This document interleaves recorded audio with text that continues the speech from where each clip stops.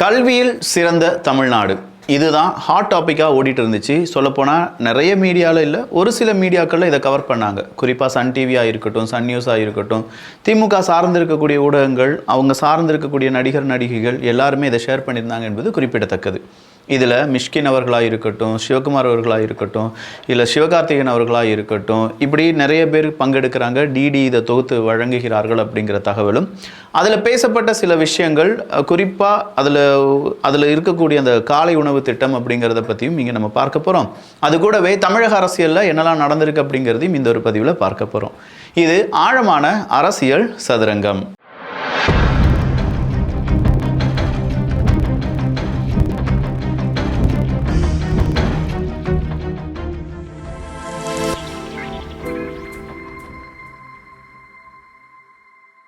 காலை உணவு திட்டம் அப்படிங்கிறது ரொம்பவே முக்கியமானதும் கூட. நம்ம வீட்டு குழந்தைகள் காலையில் அங்கே பட்டினியுடன் பாடம் கற்பது அப்படிங்கிறது இல்லாமல் போய் சாப்பிட்டுட்டு பாடம் கற்றார்கள் என்றால் ரொம்பவே நல்லா இருக்கும் அப்படின்னு சொல்லி அரசாங்கத்தால் கொண்டு வரப்பட்ட திட்டம் தான் இந்த காலை உணவு திட்டம்.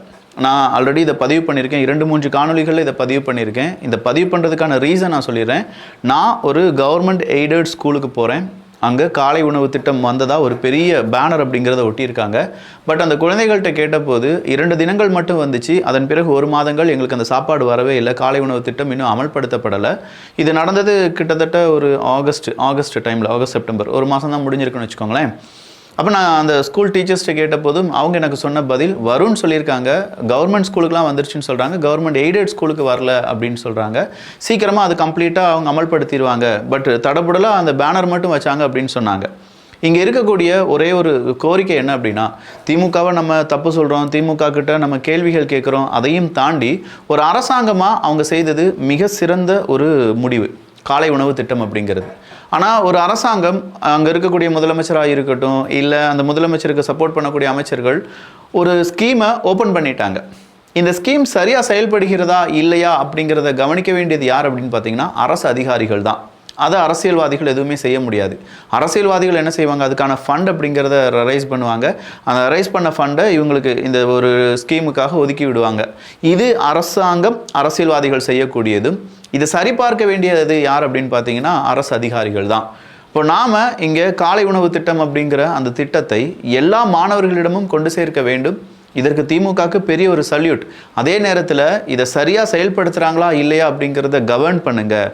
எல்லா மாணவ மாணவிகளுக்கும் தரமான காலை உணவு திட்டமும் மதிய உணவு திட்டமும் கிடைக்குது அப்படிங்கிறத 1க்கு 2 முறை சரி பாருங்கள். ஏன்னா அவங்க யாருமே மாணவர்கள் கிடையாது, அவங்க தான் நம்முடைய எதிர்காலம். தமிழ்நாட்டினுடைய எதிர்காலமே மாணவர்கள் தானே. அதுவும் government school, government aided school அப்படின்னு சொல்லும்போது மிடில் கிளாஸ், லோவர் மிடில் கிளாஸில் இருக்கிறவங்க, நம்மள டிபி ட்ரூப்ஸ் நம்மள பலரும் இதே மாதிரி கவர்மெண்ட் ஸ்கூலில், நான் படித்த ஸ்கூலில் மதிய நேரம் கஞ்சி பயிர் அப்படிங்கிறத கொடுப்பாங்க. கொஞ்சோண்டு ஊறுகாய், கஞ்சி பயிர் அப்படிங்கிறது தான். இதை வாங்குறதுக்குனே நாங்கள் போய் நிற்கிற அந்த காலகட்டம், நான் ஸ்கூல் பீப்புள் லீடராக இருந்தேன். அந்த நேரத்தில் நான் தான் அதை எல்லாருக்குமே எடுத்து கொடுக்கணும். ஒவ்வொரு கிளாஸில் இருக்கக்கூடிய லீடர்ஸ் அவங்களுக்குன்னு ஒரு பக்கெட் வாங்கி வச்சுருப்பாங்க, ஒரு அலுமினிய பக்கெட் வாங்கி வச்சுருப்பாங்க. அலுமினிய பக்கெட் கூடவே ஒரு கரண்டி வாங்கி வச்சுருப்பாங்க. அந்த கரண்டி, அந்த தேங்காய்லாம் வச்சுருக்க மாதிரி அந்த கரண்டி இருக்கும். ஸோ இந்த அலுமினிய பக்கெட்டை அந்த மதிய நேரம் 1 மணி ஆகும்போது அவங்க க்யூவில் நிற்கணும். ஒவ்வொரு ஸ்கூல் கிளாஸ் லீடர்ஸ் அப்படிங்கிறவங்க நிற்கணும். ஸ்கூல் பீப்புள் லீடர் ஆனால் கொஞ்சம் கொஞ்சமாக அங்கே கோரி ஊற்றி ஒவ்வொருத்தவங்களுக்கு இவ்வளோ பயிர் அப்படின்னு சொல்லி கொடுப்போம். ஸோ இதுவே நல்ல தரமாக இருந்துச்சு அப்படிங்கிறத விட இப்போ அதை விட ரொம்ப மேம்பட்ட ஃபுட் அப்படிங்கிறத கொடுக்குறாங்க, நல்ல சாப்பாடு கொடுக்குறாங்க அப்படிங்கிறது ரொம்பவே முக்கியமான விஷயம்.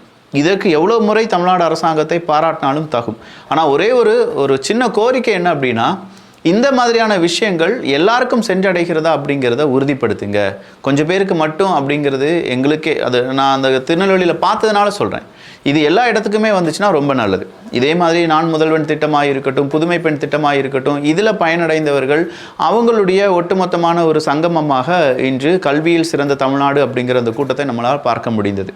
இந்த கல்வியில் சிறந்த தமிழ்நாட்டில் நெகட்டிவ் என்ன அப்படின்னு கேட்டிங்கன்னா, டிடி அவங்களுடைய ஓவர் ஆக்டிங் தான். அந்த சாம்பாருக்கு அவங்க செஞ்ச ஓவர் ஆக்டிங்காக இருக்கட்டும்.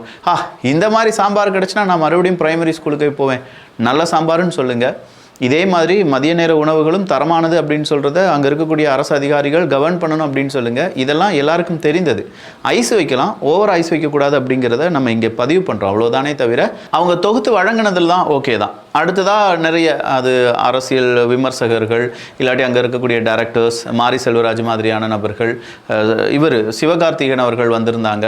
அதுவே அங்கே ஒரு ட்ரோல் மெட்டீரியலாக மாறிச்சு. உதயநிதி ஸ்டாலின் அவர்களுக்கு எழாத குரல் சிவகார்த்திகேயன் அவர்கள் வந்தபோது அந்த குரல் ரொம்ப பெரிய அளவில் வைரலாக இருந்துச்சு அப்படின்னும், சிவகார்த்திகேயன் அவர்கள் எனக்கு 2 டிகிரி இருக்குது, ஒருவேளை சினிமா இண்டஸ்ட்ரி ரொம்ப டஃப்பான இண்டஸ்ட்ரி, இதுலேருந்து தூக்கி எறிஞ்சா கூட ஏதாவது ஒரு ஜாப் என்னால் செய்ய முடியும், படிக்க முடியும், நான் வேலைக்கு போயிடுவேன் அப்படின்னு சொல்கிறதுக்கு காரணமே இந்த படிப்பு தான். ஸோ உங்களுக்காக கொஞ்சம் படிங்க, அதாவது மார்க்குக்காக கொஞ்சம் படிங்க, வாழ்க்கைக்காக நிறைய படிங்க, என்ன மாதிரி மார்க்குக்காக மட்டும் படிக்காதீங்க அப்படின்னு சொன்ன அட்வைஸ் எல்லாமே ரொம்ப சாலிடான ஒரு அட்வைஸாக இருந்துச்சு, ரொம்ப தரமானதாகவும் இருந்துச்சு. மிஷ்கின் அவர்கள் பேசினது, தியாகராஜகுமாரை அவர்கள் பேசினது எல்லாமே நல்லா இருந்துச்சுங்க. பொதுவாக ஒரு கல்வி அப்படிங்கிறது எவ்வளவு இம்பார்ட்டண்ட், அந்த கல்வியால் எவ்வளோ பேர் பாதிக்கப்பட்டிருக்கோம், எவ்வளோ பேருக்கு கிடைக்காம இருந்திருக்கு, அப்படி அந்த கல்வி கிடைப்பதற்கு எவ்வளோ பேர் போராடி இருக்காங்க அப்படிங்கிறதெல்லாம் ஓகே தான். இதுதான் இன்றைக்கி இந்த கல்வியில் சிறந்த தமிழ்நாடு அப்படின்னு சொல்கிறது பெரிய அளவில் பேசப்பட்டது. இதில் அடுத்த ஒரு நெகட்டிவ், பாசிட்டிவ் நிறைய இருந்துச்சு நான் சொல்லிட்டேன்ல. ஒரு நெகட்டிவ் டிடி அவர்களுடைய ஆக்டிங் அப்படின்னு சொன்னேன். இன்னொரு நெகட்டிவ் என்னென்னா, ஒரு மேக்ஸ் டீச்சர், நான் மேக்ஸ் டீச்சராக மாறணும் அப்படின்னு சொல்லும்போது அவங்களுக்கு ஒரு பேனா பரிசளிக்கப்பட்டது. முதலமைச்சர் மு க ஸ்டாலின் அவர்கள் பரிசாக கொடுக்குறாங்க. சோகால்டு அவங்க சமூக நீதி அப்படின்னு சொல்கிறாங்கல்ல, யார் காலிலும் விழுவது அப்படிங்கிறது தவறு. இது ஒவ்வொருத்தவங்களுடைய சமூக நீதி இல்லாட்டி என்னுடைய சுயமரியாதை அப்படின்னு சொல்லுவோம்ல. அப்போ அந்த டீச்சராக இருக்கக்கூடிய அந்த பெண் முதலமைச்சர் மு க ஸ்டாலின் அவர்களுடைய காலில் விழுறாங்க, அதுவே தவறு. ஆனால் முதலமைச்சர் மு க ஸ்டாலின் அவர்கள் என்ன சொல்கிறாருன்னா, பக்கத்து ஸ்டேட்டு அந்த முதலமைச்சர் இருக்கார், அவர் காலையும் விழுங்க அப்படின்னு சொல்லி அவங்க சொன்னது ரொம்ப ஆக்வர்டாக இருந்துச்சு.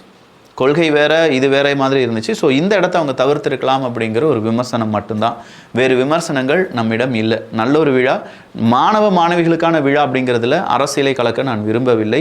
அதில் அன்பில் மகேஷ் அவர்கள் கண் கலங்கியதாக இருக்கட்டும், உதயநிதி ஸ்டாலின் அவர்கள் பேசினதாக இருக்கட்டும், எல்லாமே ஓரளவுக்கு இப்போ இருக்கக்கூடிய அந்த ஒரு திட்டத்தை எப்படி செயல்படுத்தினார்கள் அப்படிங்கிறத பற்றி தெளிவாக இருந்துச்சு அப்படிங்கிறத நம்ம பார்த்தோம். அடுத்ததான் நம்ம பார்க்க வேண்டியது, நேற்று அந்த ஒரு சில செய்திகள் விட்டு போயிடுச்சு, அது ஒன்றுமே இல்லை. துணை முதலமைச்சர் பதவிக்கு வரக்கூடிய 6 மாதங்கள் மு க ஸ்டாலின் அவர்களுடைய அரசாங்கம் திருமாவளவன் அவர்களை நியமிக்க வேண்டும் அப்படின்னு சொல்கிறத தமிழிசை சவுந்தரராஜன் அவர்கள் கேட்டிருந்தார்கள். உண்மையிலேயே நீங்கள் சமூக நீதியை பின்பற்றுகிறீர்கள் என்றால் இந்த மாதிரியான ஒரு மாற்றத்தை கொண்டு வாங்க, இந்த மாற்றம் தான் உண்மையான சமூக நீதியாக இருக்கும், ஏன் திருமாவளவன் அவர்களுக்கு துணை முதலமைச்சர் பதவி கொடுக்கக்கூடாதா அப்படின்னு சொல்லி கேட்டாங்க. இது கூட்டணி கட்சிக்குள்ள ஒரு சண்டை உருவாக்குவதற்காகவே இருந்தாலுமே திமுக கூட்டணியில் இப்படி ஒரு சம்பவம் நடக்குமா அப்படிங்கிறது ஒரு $1 மில்லியன் கேள்வி. ஏன்னா முதலமைச்சர் துணை முதலமைச்சர் அப்படிங்கிறது எல்லாமே கருணாநிதி அவர்களுடைய குடும்ப உறுப்பினர்களாக இருக்கிறார்கள். அடுத்த துணை முதலமைச்சராக மாறக்கூடிய நபர் யாராக இருக்கும் அப்படின்னு கேட்டால் இன்பன் உதயநிதி அப்படின்னு சொல்லக்கூடிய அளவுக்கு எல்லாருமே அதே ஒரு ஃபோக்கஸே தான் மாறிட்டு இருக்காங்க அப்படின்னு வச்சுக்கோங்களேன். ஸோ இது நடக்காத ஒரு விஷயமும் கூட, நடந்தால் நல்லா இருக்கும் அப்படிங்கக்கூடிய ஒரு விஷயமும் கூட தான்.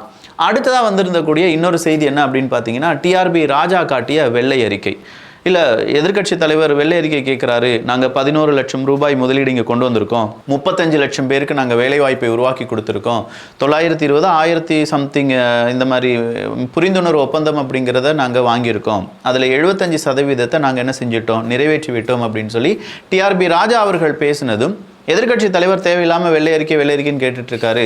எதிர்க்கட்சி தலைவருக்கு புரியுற ஒரு நல்ல வெள்ளை அறிக்கை எப்ப வேணா கொடுங்க, இதுதான் அவருக்கு புரியும், இப்படி கொடுத்தாதான் புரியும் அவருக்கு, பரவாயில்லையா?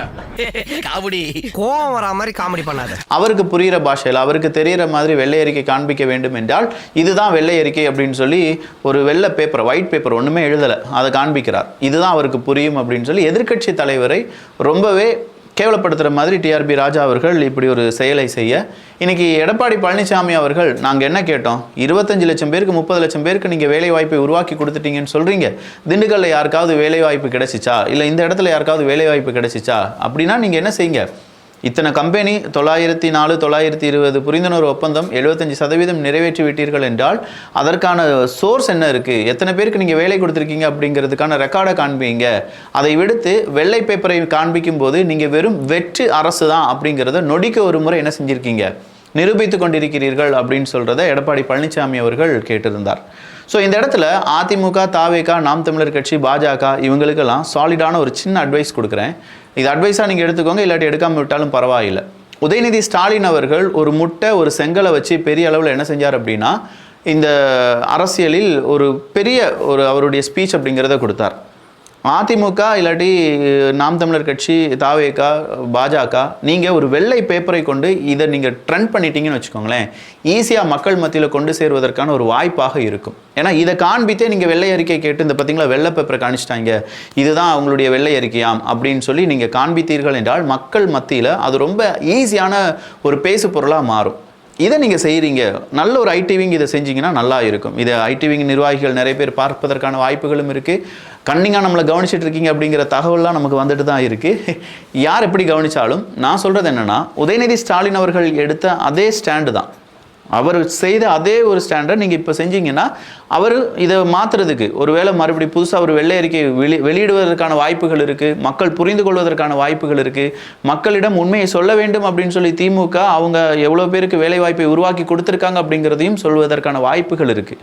ஒன்று நம்ம வாய்ப்பை உருவாக்கி இருக்கிறோம், இன்னொன்று அரசியல் ஸ்டண்ட் அப்படிங்கிறது. இரண்டையுமே ஒரே நேரத்தில் இந்த வெள்ளை பேப்பரால் நம்மளால் ஏற்படுத்த முடியும் என்றால் அது ரொம்ப சிறப்பானது தானே. ஐடியா கொடுத்ததுக்கு ஒரு தேங்க்ஸாவது சொல்லுங்க அண்ணாச்சி. அடுத்ததா KKC பாலு அவர்களுக்கு கலைமாமணி விருது அப்படிங்கிறது அறிவிக்கப்படுகிறது. அதை எப்படி நீங்கள் அறிவிக்கலாம்? அவர் வந்து ரொம்ப சாதிய மனநிலைமையில் இருக்கிறவர். இந்த கும்மிப்பாட்டு அப்படின்னு சொல்கிறதும், இந்த கும்மியை வள்ளி கும்மி அப்படின்னு சொல்லுவாங்களா, இந்த வள்ளி கும்மி அப்படிங்கிறது சாதியை வளர்ப்பதற்காக உள்ளது, இதற்காகலாம் நீங்கள் கலைமாமணி விருது கொடுக்கலாமா அப்படின்னு சொல்லி இன்னைக்கு விசிகாவை சார்ந்த வன்னியரசு உட்பட பல நபர்கள் இதற்கான எதிர்ப்பை தெரிவித்திருக்கிறார்கள். ஸோ இந்த கலைமாமணி விருது அப்படிங்கிறது தமிழ்நாடு அரசாங்கம் அறிவிக்கக்கூடிய ஒரு விஷயம். அப்படி அறிவிக்கக்கூடிய இந்த விஷயத்தை அவங்களுடைய கூட்டணி கட்சியை விமர்சிக்கிறது, கடுமையாக எதிர்க்கிறது அப்படின்னு சொல்லும்போது ஆல்ரெடி காங்கிரஸுக்கும் திமுகவுக்கும் இடையே புகைச்சல் ஒன்று நடந்துக்கிட்டே இருக்குது. பெரிய அளவில் அது புகைச்சலாக மாறிக்கிட்டே இருக்குது. இன்றைக்கி கூட கூட்டணியில் இருந்து காங்கிரஸ் விலகினால் திமுக அனைத்து தொகுதிகளிலும் தோல்வியை தழுவும், தமிழகத்தில் காங்கிரஸ் வளர்ச்சியை கட்டுப்படுத்துவதற்காகவும் வாக்கு வங்கியை நிரூபிப்பதற்காகவும் 234 தொகுதிகளிலும் தனித்து போட்டியிட தயாராக உள்ளோம் அப்படின்னு சொல்லி பெரம்பலூர் மாவட்ட காங்கிரஸ் கமிட்டி தலைவர் RVJ சுரேஷ் அவர்கள் பேட்டி கொடுத்திருந்தார். இப்போ காங்கிரஸ் திமுக பிரச்சனை ஒரு ஓரமாக ஓடிட்டு இருக்கிற இந்த நேரத்தில் விசிகா திமுக அப்படிங்கிற பிரச்சனை தேவையா? ஆல்ரெடி அதிமுகவில் சிக்கல் இருக்குது, பாஜகக்குள்ள சிக்கல் இருக்குது அப்படின்னு சொல்கிறவங்க திமுகக்குள்ளும் சிக்கல் இருக்குது அப்படின்னு சொல்கிற ஒரு வாய்ப்பை ஏற்படுத்தாமல் பார்த்து கொள்ளுங்கள். அதர் தேன் எல்லாமே நம்ம இதில் பார்த்து விட்டோம். இன்னும் அதிகமான செய்திகளை பார்ப்பதற்கு அரசியல் சதுரங்கம் அப்படிங்கிற நம்ம சேனலை சப்ஸ்கிரைப் பண்ணிக்கோங்க. நல்லதை பகிர்ந்து நல்ல சமுதாயத்தை உருவாக்குவோம். நன்றி, வணக்கம்.